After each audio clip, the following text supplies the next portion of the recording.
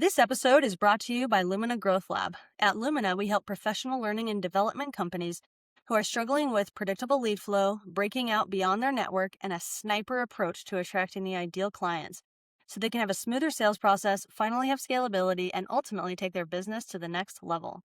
Most of the time, our clients come to us frustrated because business has fundamentally changed since the pandemic and now the disruption of AI. But with the right strategy and support, they're able to confidently add new channels of lead generation, leading to a packed pipeline that creates sustainable revenue and year-over-year growth for cheaper than ever before because of the use of AI technologies.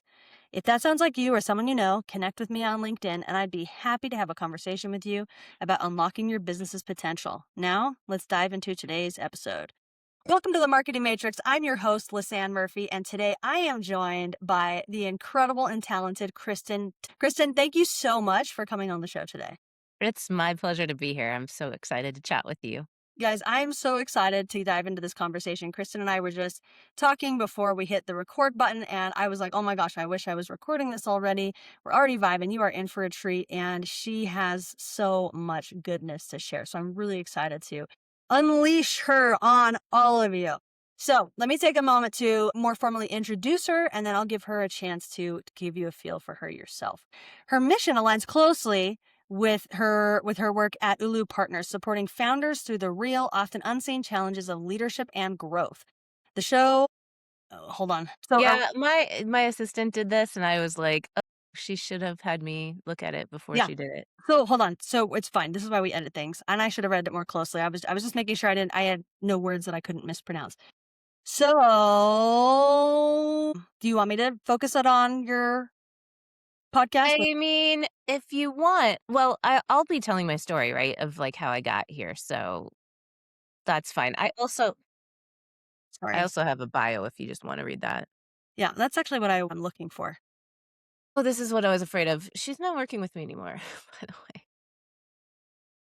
I'm so sorry. I should have read it more closely before I I published should it. have known this was gonna happen and reached out. Let me just should I email, There's a chat right there's that. in this room. You can even Okay. just drop it in there. This is awesome.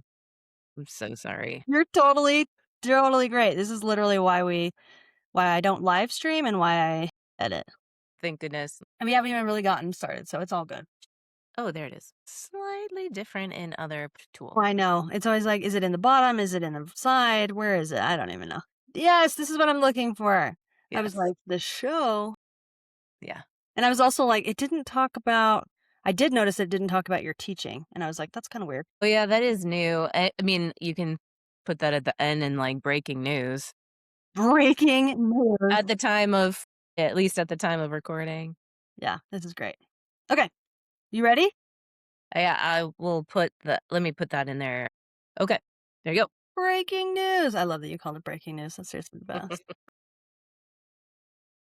Okay, here we go. So I'm just going to back up a little bit so it's easier for editing. Sure. Let me take a moment to introduce this powerhouse woman, guys. I am so excited for this conversation. So, Kristen Toth is the founder and CEO of Ulu Partners, where she helps startup CEOs scale their businesses into thriving companies.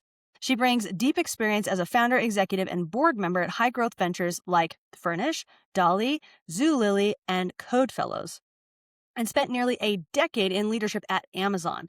Kristen currently serves on the board of Radiant Logistics, Armoire, MTR Western, and Aria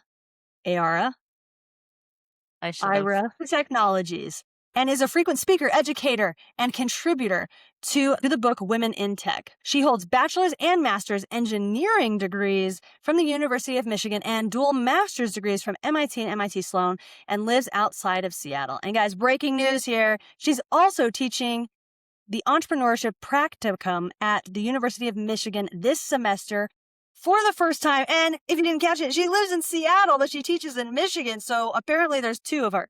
So anyway, guys, I'm really excited to dive into this conversation. Kristen, thank you again so much for coming on the Marketing Matrix.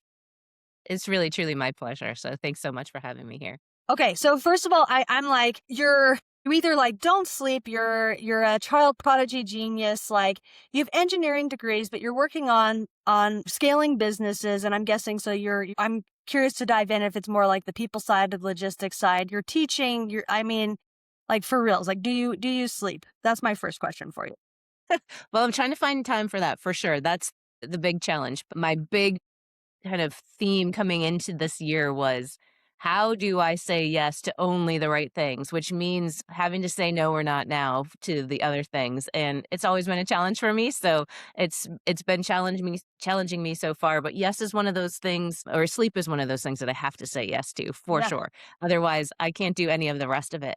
But yeah, I mean, I'm splitting time between Michigan and outside of Seattle, and so I'm definitely getting to be very familiar with airports and planes and how I travel. And I'm glad I'm building this skill because honestly, I've never been super great at it. But it all comes from like basically where I wanted to get to. So teaching at the University of Michigan has been something that I've really wanted to do for a good decade now. And finally, through a lot of like patience and relationships and just giving back to the university in so many ways, and I'm not done yet. I'm super excited that it's sort of manifested itself into being able to work with these incredible students, most of whom are in their last semester of school and they're getting ready to like launch out into the world. And some of them I'm sure will start companies either right after school or later on in their careers. And it's just so inspiring and exciting. And it also just challenges me to put me in a different situation and to be around people who are thinking with the absolute like cutting edge technology and ways of thinking about things with absolutely no jadedness from the sort of real world, so to speak. Yeah, I love it. I'm so excited. Well, I'm going to dive into that. But first, I want to go back to this goal that you have to say yes to only the right things. I'm very curious, like what is your decision process, or like what makes the cut? Gosh, I mean, I wish it were more science than art, but I did for the first time coming into 2025, down 10 goals for myself for the year. And this was across every sort of part of my life, not just my career. And it was really interesting how those goals really were grounding throughout the year. And I did a sort of reflection in December on those goals. And it really just highlighted like, I'm not trying to just reset a whole new set of goals at this point. I'm building on the themes I'm learning from what I did last year as opposed to like an abrupt change.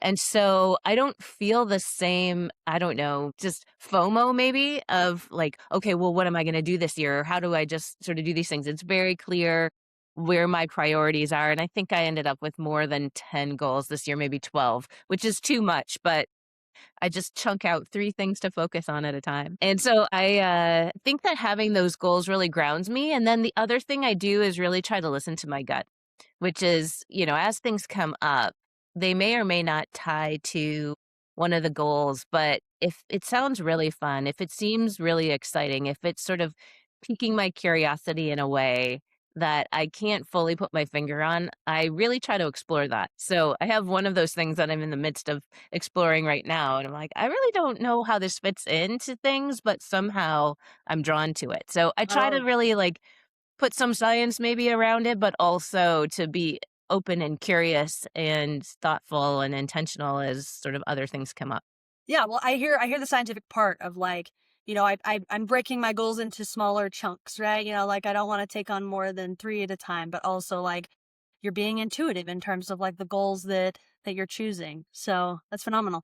So you said you got something that you don't know how it fits, but you're excited about. Is that something you can talk about, or is that not? Sure. Yeah, I mean, this will take us so far off of like the main line of things, but But um I absolutely just love sports, always have, and really passionate about women in sports, and it's such a different field for women, and of course that's growing and changing.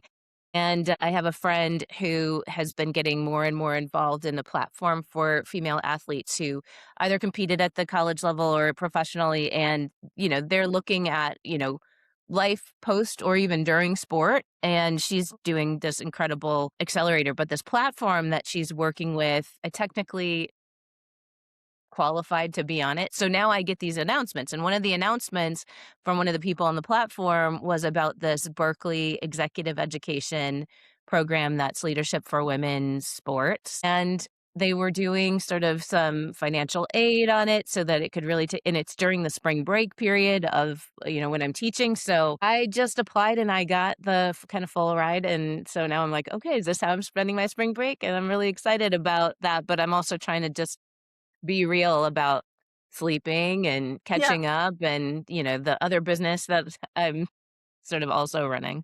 Yeah, I love that. I love it. So you were an athlete then? Yeah, I mean, yes, I was nowhere near anywhere most of the people on this platform are, but the reason I qualified is because I played rugby, which was only a club sport at the time at Michigan, and it was my last semester, and I had a really light course load. So I played rugby. It was not a varsity sport, so I qualified to be on this platform. But I sort of feel like an imposter for sure. But I'm a huge fan of women's sports and season ticket holder of our WNBA team here in Seattle and That's excited that great. Detroit's getting one back. And anyway, just love it. That's so fun. I love it. Yeah, I feel like just in the last probably 2 years, like women's sports is like really starting to make a good showing. Maybe I don't know. I feel like 2 years for like basketball, maybe a little bit longer for like soccer, but Yeah. it's exciting. It's It's so really true. exciting. And I mean, yes, it's sort of a bandwagon, but what I'm seeing is so many of there's such great skills. I was a musician also growing up, and I think there's such great skills when you go deep into something that brings you into groups like music or sport, and you just build lots and lots of leadership skills and even business school skills to a certain extent. And so I love seeing all these women that are getting some of the same kind of benefits from their experience as athletes that you've kind of seen. Like you see professional men's athletes they become more articulate, they have great kind of business acumen, they're able to see like big systems and they parlay that into entrepreneurship or partnerships with other companies, and you're starting to see that with women as well. And some of my favorite entrepreneurs are people who had this like sports background that Mm. taught them about leadership and doing tough things and figuring out like a strategy and then executing and practicing and iterating. It's like such good stuff for entrepreneurship. And so that's really the angle that I'm coming from is like, how could you take this incredible set of skills and like help people who are interested in it, put it in a different format? And you're seeing it already, but I'd love to accelerate that. Yeah, that's so cool. I love that you're getting involved in that. That's great. And just out of curiosity, what instrument did you play? I played violin mostly. Yeah. Okay, all right. So you're a Yeah. string instrument. You're a orc dork. Yes, I love it. absolutely. I love Yeah. it. Though in college, we did have a rock band. So, That's you know, awesome. tried to get a whole bunch of different experiences around that, especially when I decided it was not gonna be my career, which was definitely a good call on my part, but That's awesome. I grew up as a percussionist, and I actually started university like as a music major. I loved it so much. wow. Yeah. Hey, awesome. This is so fun. Okay. So we're getting to know you as like a full human being, not just as like a bad A business lady. So my next question for you is, how did you go from engineering to personal development and leadership Yeah. and business scaling? I mean, that's a pretty stark shift. I mean, out of necessity is probably the short answer, but I think I always had this curiosity about thinking about whatever was in front of me from multiple different angles. And I don't know if that's because I was raised by a lawyer or if it's just because of some natural curiosity that was there. But I, when I went to college, like the internet was really like AI is today. Everybody knew it was going to change the world. Established companies were struggling with how do we put this into practice? How do we really leverage this and take advantage of it?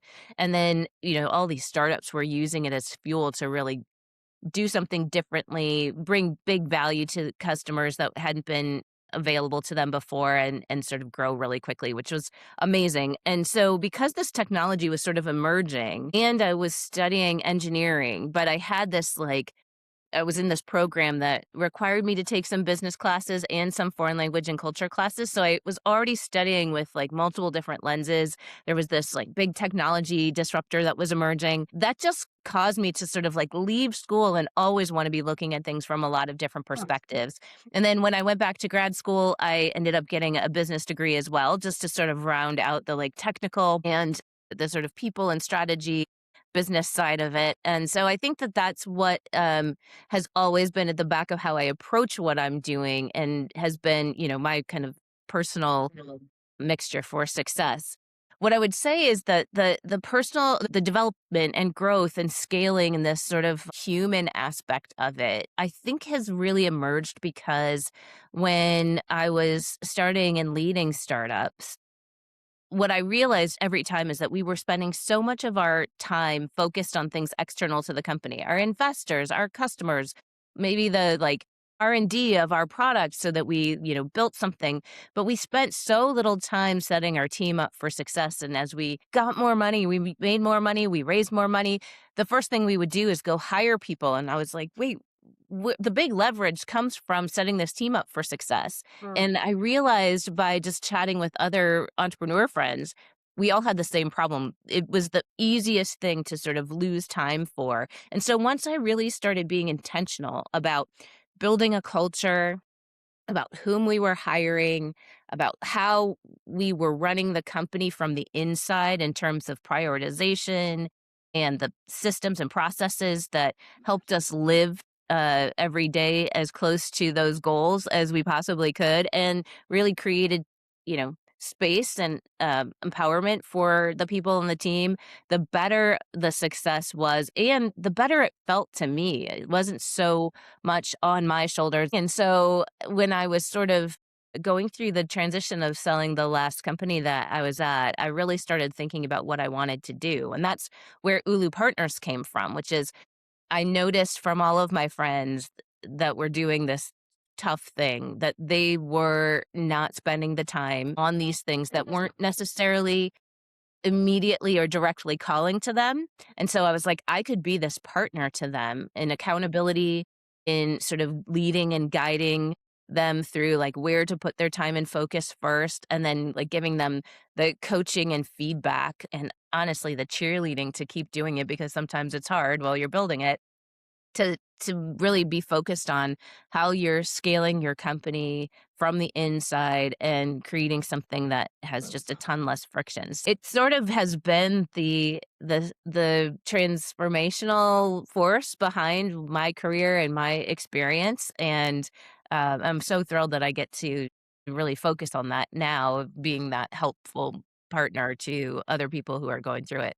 Yeah, that's so cool. So, a few follow-up questions. First is, do you feel that, like, with your experience personally and, like, in the companies that you work with, like, why is it that people spend their attention and resources on external things of, like, hiring more people, for example, instead of turning internally and improving the current people or maximizing the systems? Like, is it just that, like, we have this mindset of, like, well, this is what we do. Like, when we get money, we get bigger. Is it they don't understand like the root either causes of issues or the proper foundation for success? Like, where do you think business owners are missing the mark, and why we take the external path versus the internal? Well, I think the first thing is that usually you start the company by yourself or with a tiny team who are all just in lockstep about what you're doing, and you don't have to explain all of this stuff, right? Like you're usually sitting in the same room, you are constantly talking and chatting, and you have to be focused on these exterior things. Like you have to have a product or service that you're developing. You have to figure out where that market is and how to get that product market fit. And then you have to figure out how to fund it. And usually you're doing that with a tiny little team, and you build a lot of habits with that team. You usually sort of have one part of the day-to-day operational flow that sort of starts taking up everybody's time, and then you hire your first person and you're like, just take care of all of this stuff. And then that person becomes another person and another person. All of a sudden you're like, all right, we need somebody that has totally different skill sets. And so what I would just say is it's really like you're already in the water and the temperature starts rising and you don't realize that you're getting next to boiling. So that's one thing. Out of necessity, you need to be focused on those external things first. Also, you build all of your early habits and the early momentum from a really, really small team usually. what then happens is these things become super important, but they're never urgent. And once you sort of have this like flow of your company, you've already really established parts of your culture because they develop if you don't actually intentionally set them. And so it's hard to undo that to a certain extent. And it takes focus away from the things that are calling your name. Your investors are calling you, wondering when you're going to hit your goals. Your board is asking you all these tough questions. Your customers need things from you because you haven't perfected everything that you're doing, and you're doing the kind of firefighting and responding to like the urgent things that are on your plate and these important things that are not sort of like, hey, today you have to deal with this, it's absolutely due today, there's no way of getting around it. Those sorts of things, like the due dates just slip and slip and slip, and you kind of build a little bit of a sort of, I don't know, ignoring shield that sort of allows you to just not take a look at it, or to say like, "Hey, what we've done has been really successful up to this point."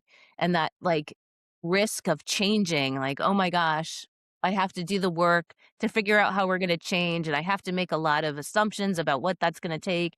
Then I have to actually do the work to make those changes, and I have to be consistent about it, otherwise those changes won't take hold." Like that's a lot of work and energy that is not necessarily calling your name every day, which is why, again, like I wanted to be that accountability and sort of cheerleader for people who are going through this because it's so easy to ignore. Yeah. Wow. I love it.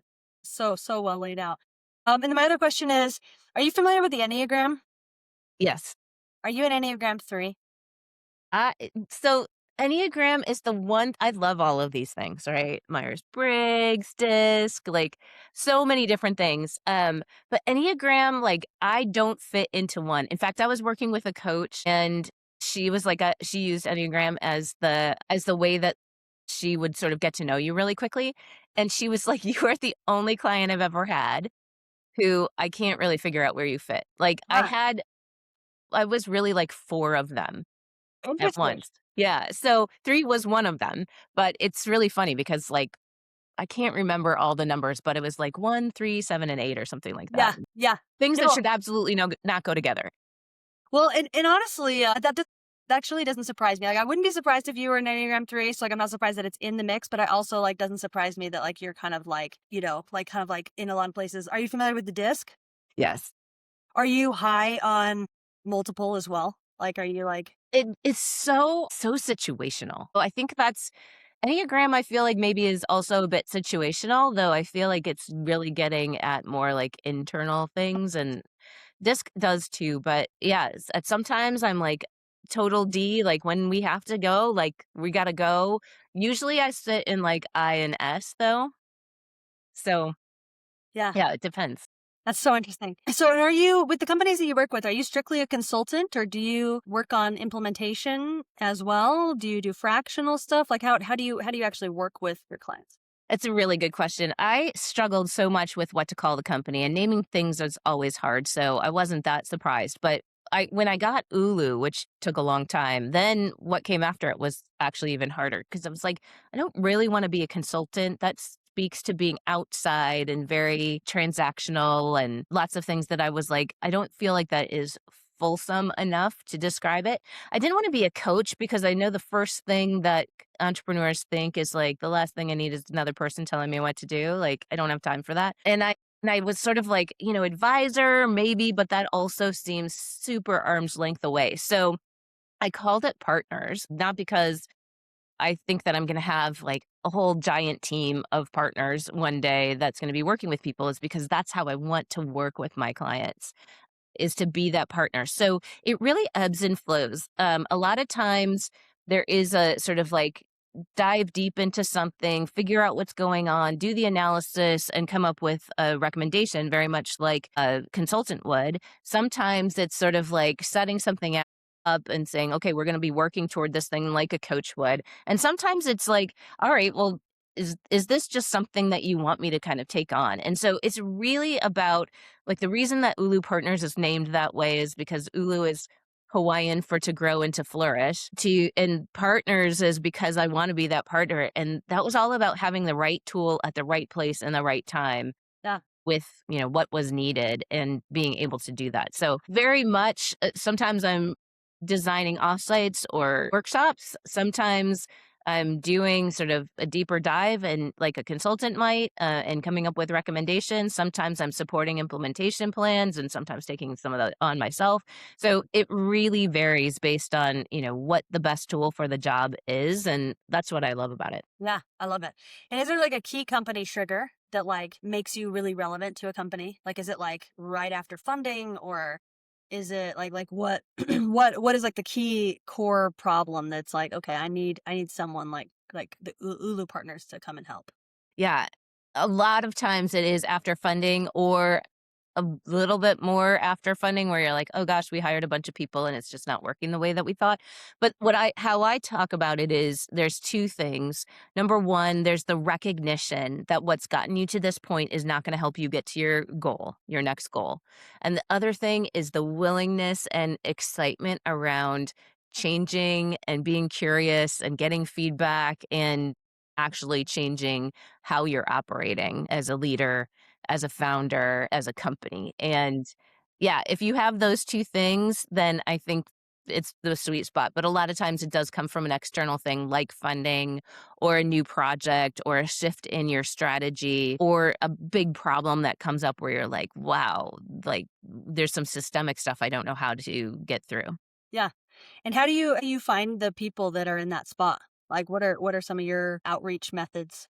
Yeah, I when I started this company, I was like, why am I signing up for something where a lot of my time is going to be spent business development and sales? Because it's just not my favorite thing to do. But what I realized is it's some part of sales that I don't love. And creating relationships with people and getting to know what they need and helping out when I can help, that stuff is all really core to what I love to do and why I started the company. And if I think about growing and working finding my newest clients through that lens, it comes much more naturally. It's maybe a longer business development cycle because I'm not necessarily like just looking at, okay, who just got funding, let me reach out. A lot of people do that and it's really successful, but it just didn't feel authentic to me. So what I tend to do is I do a lot of content, so I put it out on LinkedIn or other social media. I try to talk in places, whether it's different groups where entrepreneurs end up hanging out or looking for advice or looking to learn. I talk about my own journey and I talk about what I'm doing now. I get a lot of referrals from people I've worked with already who have seen the ways that this kind of work has sort of transformed what they're doing. And I just have this amazing network of people who I've gotten to know through my own like entrepreneurial experiences. And whether we worked together directly or we were partners in some way or we were just in the ecosystem together, really that content sort of draws people back to like, oh yeah, I remember we worked together, or I always was sort of around what you were doing, so I know you a little bit, but let me get a little bit more informed and curious about what you're doing now because it sounds like something I need. So I would say I'm not doing a lot of cold calling. I am just trying to put the story out there in places where the people that might need my help are hanging out and trying to be there when they're ready to take advantage of that. And the other thing is because so often it is coming from times where people have fundraised. I also talk to investors a lot because I think they're just so influential. Like a lot of times it's hard when you're in the earlier stages of entrepreneurship to think about spending money on something that you feel like I could figure this out, right? And so, most of the time the first time that I like any sort of entrepreneur, founder, CEO has sort of said like, "Yes, I'm going to get some help here," has come from an investor saying, listen, it's okay to ask for help and invest in this because if you get this type of help, it will pay dividends. And the sooner you do it, the better. And so those like trusted referrers are also a big part of how I reach out. And what's really fun is me and another partner are doing this project right now. And so many of the people we were talking to for our sort of primary research were investors. And like almost every one of them ended with, can you tell me more about what you guys do? And like, so sometimes just by doing the job, you're demonstrating what you do and how it can provide a ton of value. So That's been our strategy so far. I know one day I probably will have to do more stereotypical sales, but for now it's been really working well. That's awesome. I love it. Well, and it's so so smart to play the relationship with the investors, right, because if you can become like a preferred vendor, if you will. Like, I know that you're not a vendor, you're a partner, but like a preferred person, right, where if they're working with a specific company that's having this issue, right, of course you're gonna come to the top of your mind. I was talking to a woman just a couple weeks ago. She helps with supply chain consulting. She does the same thing. Like, her primary market is investors. So that if they, like, investors are investing in, like, say, like a manufacturing or e-commerce business or something like that, like, they're like, oh, you're gonna need help with supply chain management, and we know who to bring in for that. So it sounds like really similar. Super smart. Really, really, really smart approach. I love that. Yeah, I think when somebody gives you money and then they're like, "I'd like you to spend some of that money on this type of help," and I see that as a responsible thing to do and not the opposite. I think that that all comes together really well, and investors are sitting in a great place for that. Yeah, that's amazing. Okay, so at the beginning of our conversation, you said you had 10, I guess 12 goals, what are some of your goals that you're focused on for your business this year? Yeah, I last year was my first, like, full year in business, fully focused on it, and I set a totally unrealistic revenue goal. So, when I looked at this year, I was like, "It's not about revenue," and there are a lot of things changing with, taking on this, university teaching position, and so I don't want to put myself in the situation where revenue is what's driving me. So more it was about the number of different engagements and projects I'm gonna be doing and, like, kind of the mix of, like, how many of those are gonna come from new connections or people I haven't worked with before, and how many of them are going to be, like, shifting phase with clients that I already have. And then the other thing is there's so many things I could do, right? I love podcasting. I was like, "Oh, I could start a podcast. I could write a book." There's all these things. I would love to do all of those. They're not gonna happen in 2026. Again, saying no to some of these things that I know, or it's really not yet. But what one thing I really want to do is I actually really want to create like a physical space community at some point. So I want to do an event this year that is in person, that brings probably women entrepreneurs together to do some reflection and planning and goal setting and prioritization. I just know of so many people who have said, yeah, my boyfriend and his buddies go out to Vegas and they play golf and they gamble and they like talk about how they're going to take over the world and like girls might go to a wellness retreat but we then like keep business out of it almost intentionally. And so I want to sort of bring those things together and make it like female and nurturing but also give the space for people to figure out how they're going to take over the world. I love it. I And love it. now I put that out there in the public, like I can't not do it. I love it. I love it. Well, I bet with even just with your current network, I'm sure you could pull together a first event pretty well to just to test drive it and see the impact that it has on others and how it sits with you in terms of if you want to continue to do something like that. So fun. I love it. I love it. Well, Kristen, you are like such a fascinating person. So many you're a jack of all trades and a master of most of them, it sounds like. So it has seriously been so wonderful meeting you and getting to know you a little bit better and having you on the marketing matrix. Like, I consider you like a friend and now after this point, Same. and Oh it's my just gosh, it's been wonderful. great chatting with you. So for people that want to find Ulu Partners, follow you on social, find that content that you're creating, see that announcement when that event's coming, where do people find you? You can always find me on LinkedIn and I will get you to all the other places. But you can also find Ulu Partners on LinkedIn or at ulu.partners on Instagram. I'm also at Coach Kristen Toth if you just want to follow me. So, anyway, we're all over the place, but my personal LinkedIn will probably get you everywhere you want to go if that's what you'd like. I love it. Well, guys, I'm going to put all those links in the episode notes so that you can have access to those. And I just want to thank you again so much for coming onto the show and sharing your life and what you're passionate about and how you followed the breadcrumbs. That's always a fascinating journey for me to hear. And I know that our audience loves that as well. So, again, thank you so much. And guys, for those of you listening, we know that your time is valuable. And so for you to spend a few moments with us means the absolute world. So thank you so much for tuning into the Marketing Matrix.